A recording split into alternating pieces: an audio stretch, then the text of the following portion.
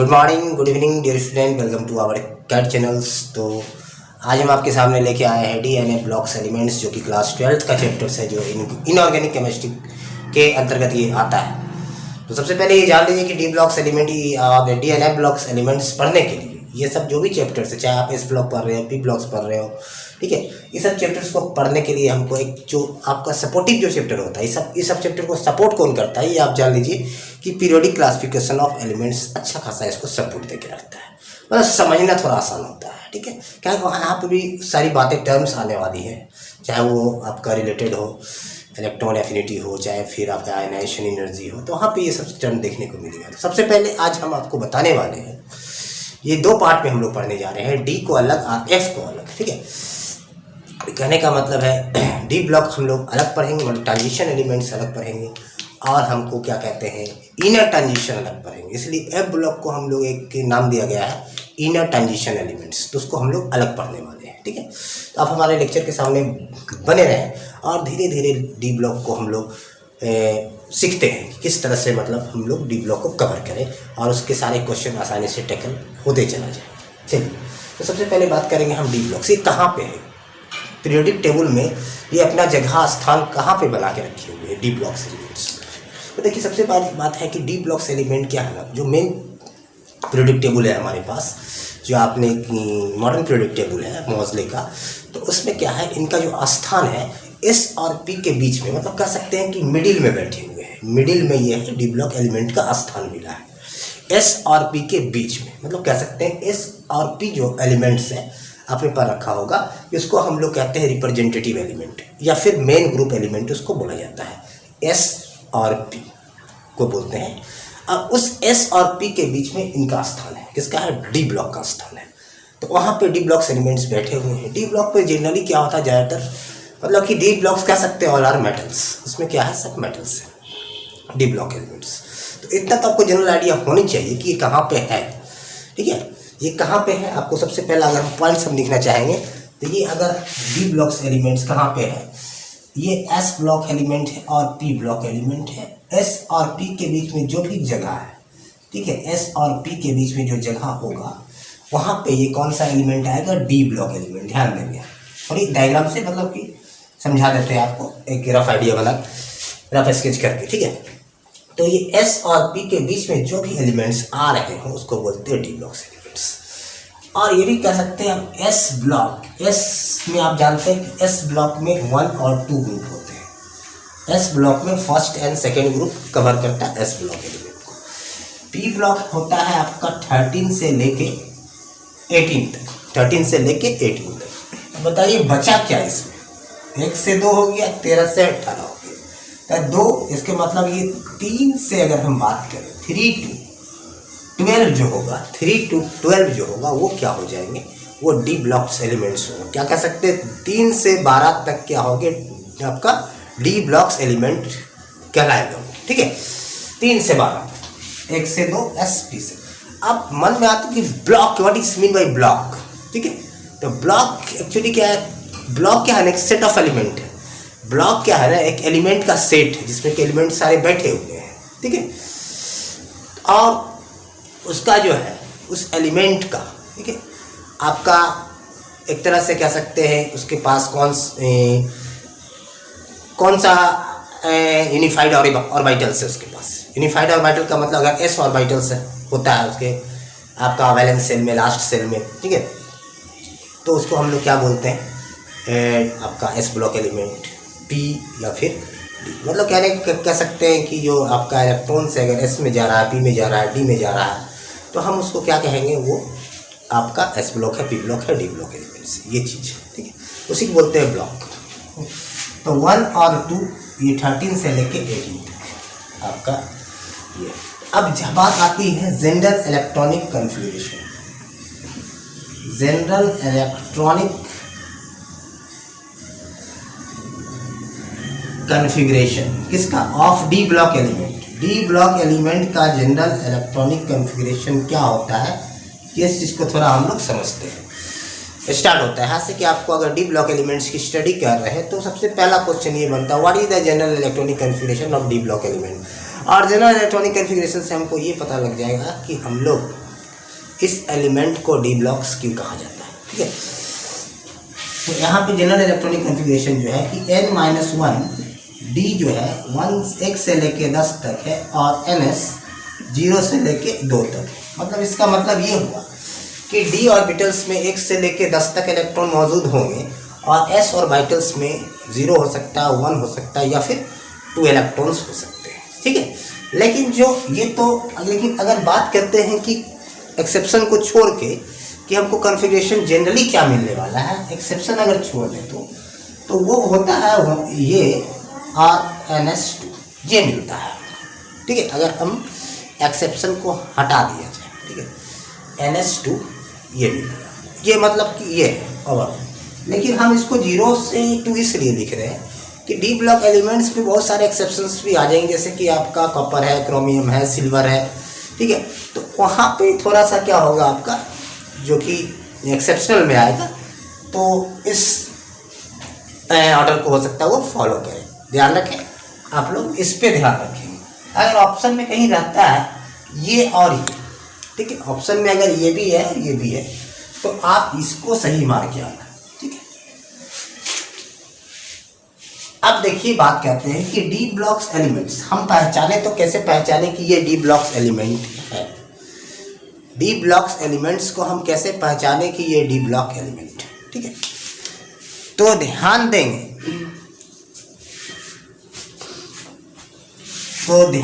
कि D block element को हम कैसे पहचाने कि ये डी ब्लॉक एलिमेंट है।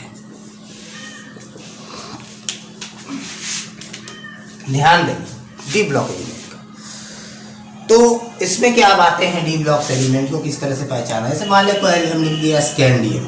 ठीक है, पहले आपको दिखाता हूँ रिप्रेजेंटेटिव एलिमेंट S और P। आप S का लिखते हो सोडियम, सपोज 11 है, आप लिखते हो 1s2 2s2 2p6 और 3s1। इसमें क्या पता चला आपको कि लास्ट इलेक्ट्रॉन S सबसेल में एंटर किया है, S ऑर्बिटल्स में एंटर किया है, last electron enter into S subshell, इसलिए हम उसको बुलाए S ब्लॉक एलिमेंट। अब मैं थोड़ा सा लिखता हूँ नाइट्रोजन के विषय में 1s2 2s2 और 2p3। बात आती है कि यहाँ पे लास्ट इलेक्ट्रॉन p ऑर्बिटल में एंटर कर रहे थे, तो हम लोग कह दिए कि that is p block element, उसको क्या बोले हैं, p block elements. Is it clear. अब बात आती है, अभी थोड़ा सा इस पे आते हैं स्कैंडियम। ठीक है, हम यहाँ लिखे 1s2 2s2 2p6 3s2 3p6 4s2 और 3d1 ऐसा लिखा। ठीक है, तो इससे ये पता चल रहा है कि लास्ट इलेक्ट्रॉन किस में जा रहा है, डी सबसेल में जा रहा है, डी ऑर्बिटल्स में एंटर कर रहे हैं लास्ट इलेक्ट्रॉन, इसलिए हम स्कैंडियम को क्या बुलाएंगे, डी ब्लॉक एलिमेंट। अब क्या ध्यान देंगे स्कैंडियम। अब मान यहाँ लिख लिए Mn का होता है 25, अब जानते हो, स्कैंडियम का 21 होता है। Mn हो गया 1s2 2s2 2p6 3s2 3p6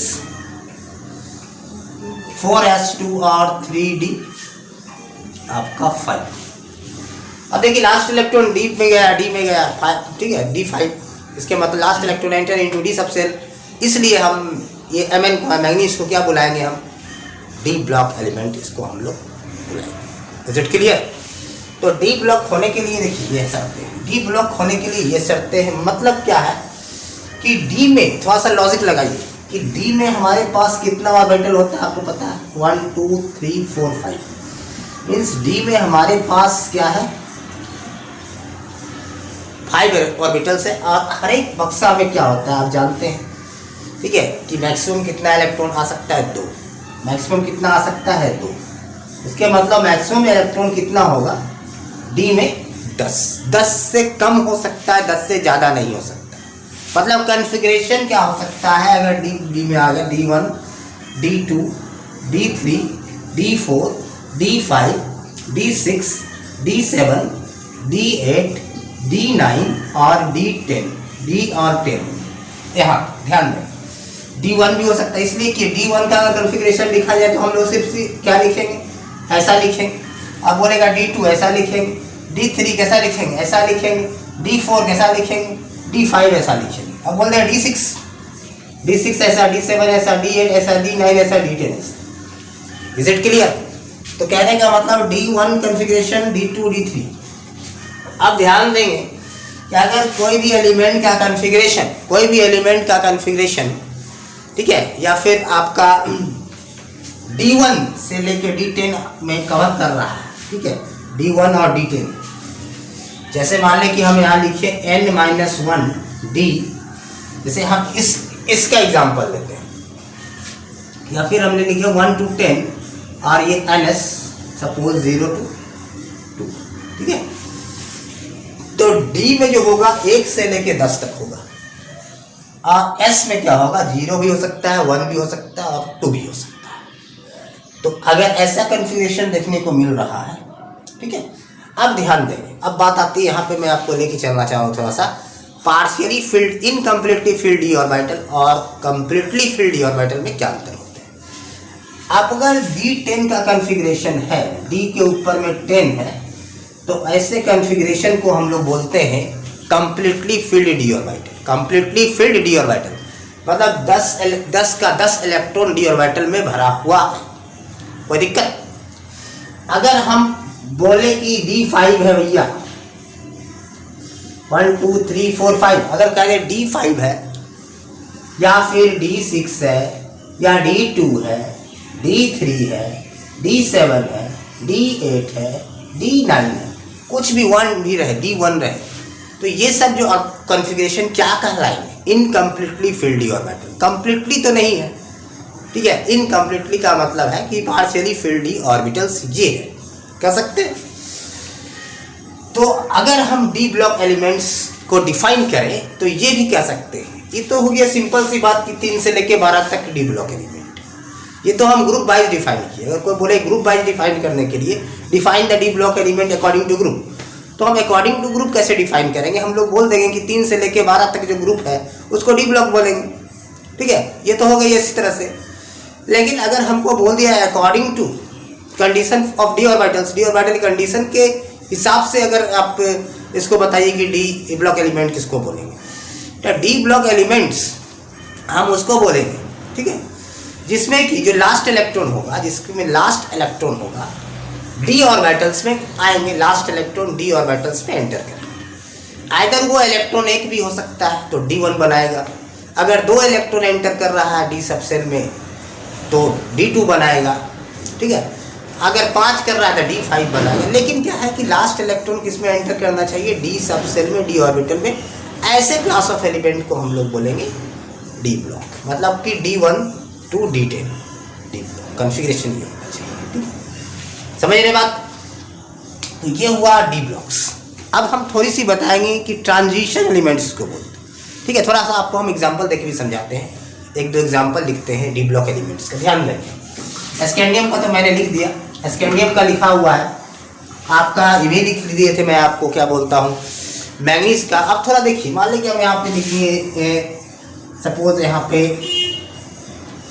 इसी में लिख दिए क्रोमियम 24 है, एक मिलेगा कॉपर 29। ये दोनों को हम ऐसा सा स्टार मार्क लेके चलते हैं कि कॉन्फ़िगरेशन जो यहाँ पे थोड़ा होगा according to extra stability rule के आधार पे कॉन्फ़िगरेशन लिखा जाएगा। एटॉमिक स्ट्रक्चर में इसकी डिस्कशन थी, एक्सेप्शन केस में ऑन होता है। 24 का मतलब 1s2 2s2 2p6 3s2 3p 6 4s2 और 3d4, ऐसा हम लिखेंगे। लेकिन एक्चुअली ऐसा लिखने पे क्या होता है कि यहाँ पे ये सही नहीं है। सही इसलिए नहीं है कि अभी क्या होगा, एक्चुअल कॉन्फ़िगरेशन इसका जो होना चाहिए, एक इलेक्ट्रॉन यहाँ से हट के एक इलेक्ट्रॉन यहाँ, मतलब कि ये अपने आप में एग्जैक्टली हाफ फील्ड हो जाएगा, ये भी अपने आप में एग्जैक्टली हाफ फील्ड हो जाएगा और स्टेबल बन जाएगा। ये इसका कॉन्फ़िगरेशन। उसी तरह से अगर हम कॉपर का लिखना चाहें, कॉपर का, ठीक है, तो कॉपर का क्या हो जाएगा, आर्गन हो गया 18 2 20 और 3d10, मतलब कि यहाँ पे लिखेंगे 29, ऐसा हो जाएगा, 18 10 28 29 हो जाएगा, ये हो जाएगा कॉपर का। ये हो गया आपका क्रोमियम का। तो कोई केस हो, यहाँ तक एक्सेप्शन बात छोड़ दीजिए, उसकी बात हटा देते हैं, चाहे कोई केस हो, कॉपर हो, क्रोमियम, तो लास्ट इलेक्ट्रॉन किस में एंटर कर रहा है आप देख रहे हो, डी ब्लॉक में, डी सबसेल। तो ये दोनों डी ब्लॉक एलिमेंट्स, चाहे वो D1 के कॉन्फ़िगरेशन में रहे, चाहे D2 चाहे D3 D4 D5 किसी कॉन्फ़िगरेशन में वो रहे, D10 के कॉन्फ़िगरेशन में क्यों ना रहे, उसको हम लोग बोलेंगे डी ब्लॉक एलिमेंट्स। D11 नहीं होगा, याद रखिए, ठीक है, D10 हो सकता है, 8 हो सकता है, 9 हो सकता है, 1 हो सकता है, 2 हो सकता है, बट नेवर D11 D12 ये नहीं होगा। इतना ध्यान में आप रख के बात।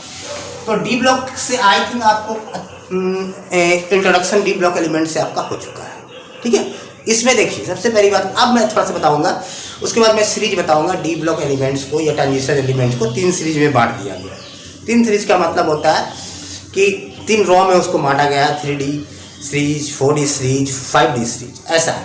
ज़्यादा आज बताने वाला नहीं, थोड़ा सा ही बताऊंगा, लेकिन हाँ 2D पॉइंट जो आपको याद रह सके। तो यहाँ पे ध्यान देंगे, अगर मैं बात कर रहा हूँ ट्रांजिशन एलिमेंट का, मैं यहाँ पे बात करूँगा ट्रांजिशन एलिमेंट। देखिए ट्रांजिशन एलिमेंट क्या है और डी ब्लॉक एलिमेंट में स्लाइटली डिफरेंसेस, थोड़ा सा का डिफरेंस है।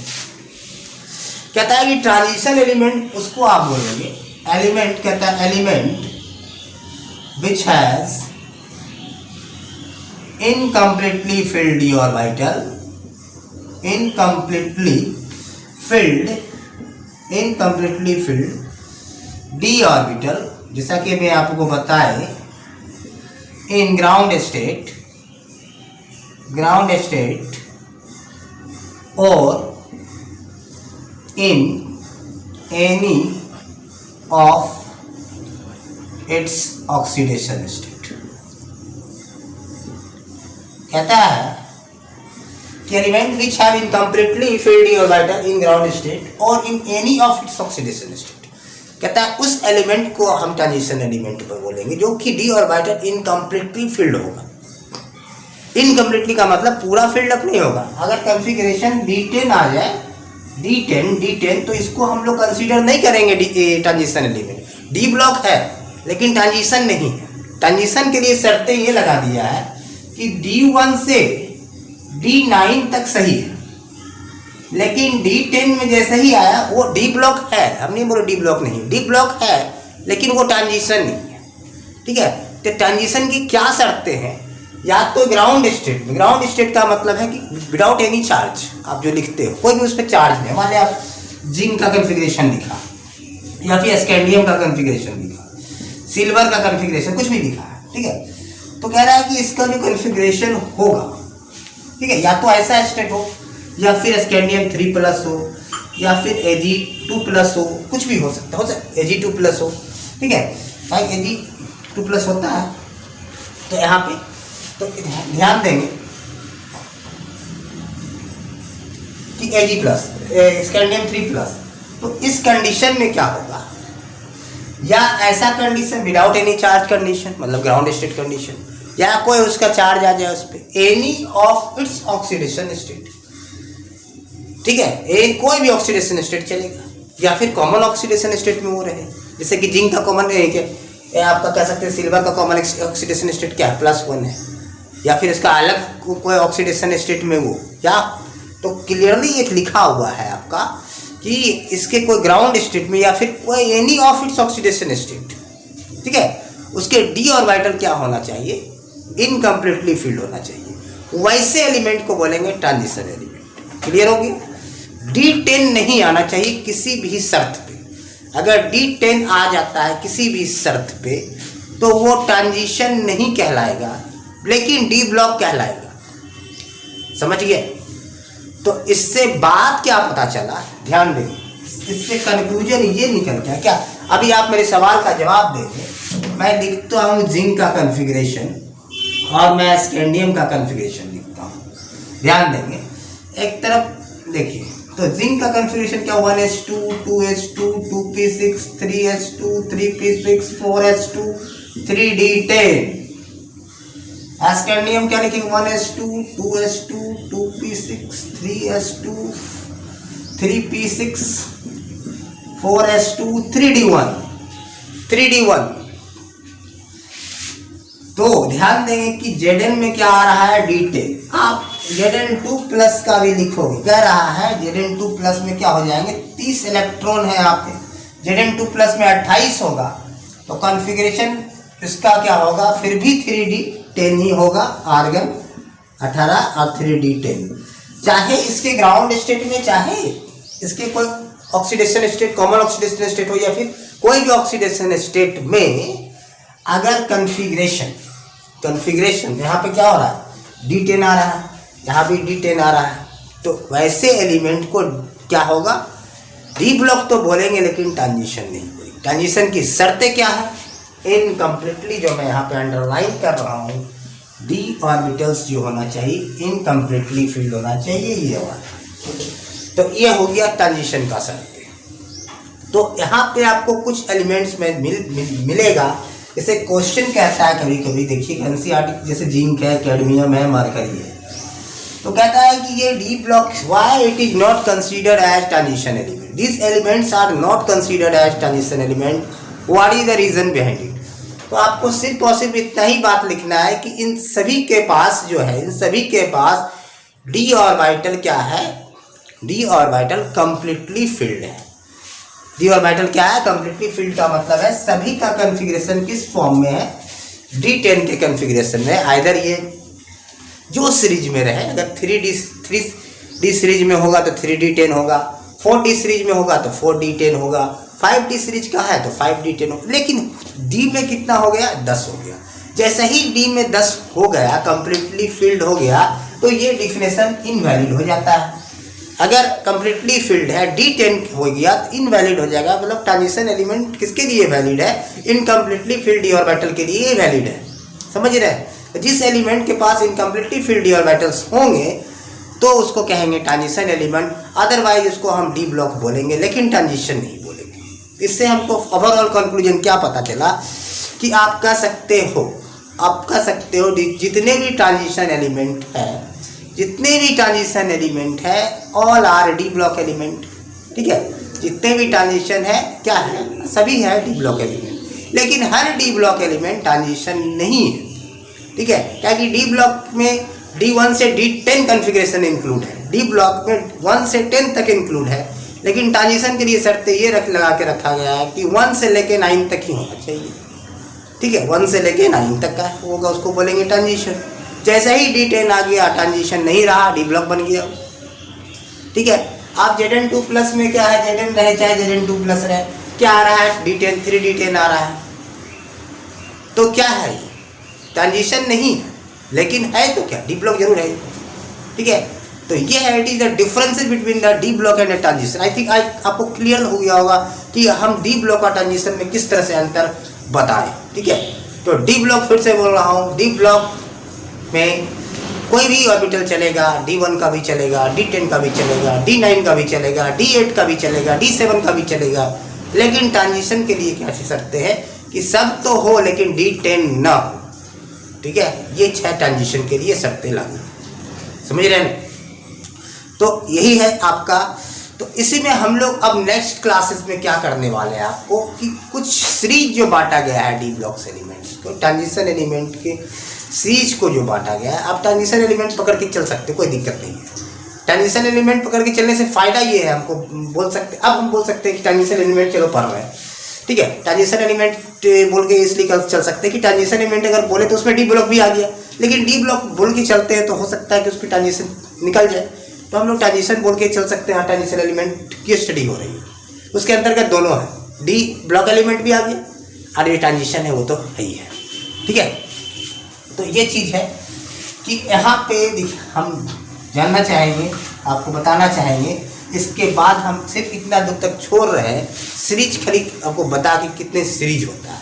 जैसे मान लें कि हम बात करते हैं कि सीरीज की बात करते हैं, जैसे कि scandium, titanium, vanadium, chromium, manganese, iron, cobalt, nickel, copper और जिंक। ये इसके बाद ही पी ब्लॉक शुरू होता है। 13 यहाँ पे इधर आपका 2 है ग्रुप, यहाँ पे 1 ग्रुप है, जो भी है। स्कैंडियम जैसे हो गया आपका। इसी तरह से ये जो सीरीज है, ये सीरीज का नाम क्या दिया गया है, 3D सीरीज बोला गया। अब बात मन में आ रहा होगा कि 3D सीरीज क्यों बोल रहे हैं। 3D सीरीज इसलिए बोल रहे हैं कि किसी भी का कॉन्फ़िगरेशन लिखेंगे, किसी का भी कॉन्फ़िगरेशन लिखेंगे, स्कैंडियम से लिखते हैं आर्गन। 18 होगी, आप जानते हैं आर्गन का क्या होता है, 18 होता है। 18 3 21, 18 3 21 का मतलब हो गया आपका 4s2 और 3d1, ऐसा चला 4s2 3d1। आप उसके बाद टिटैनियम का भी लिखेंगे तो क्या आएगा, आर्गन 4H2 3D2, देखिए D2 आएगा, इसके लिए आ जाएगा फिर 3D3, ठीक है, यहाँ पे 3D5, यहाँ पे 3D5, 3D6, ठीक है, 3D7, 3D8, समझ रहे, इसके बाद 3D10, उसके बाद फिर लास्ट में 3D10, ठीक है। तो यहाँ पे तो फॉर एक्सेप्शनल है, यहाँ पे और यहाँ पे, ठीक है, दो जगह एक्सेप्शनल है।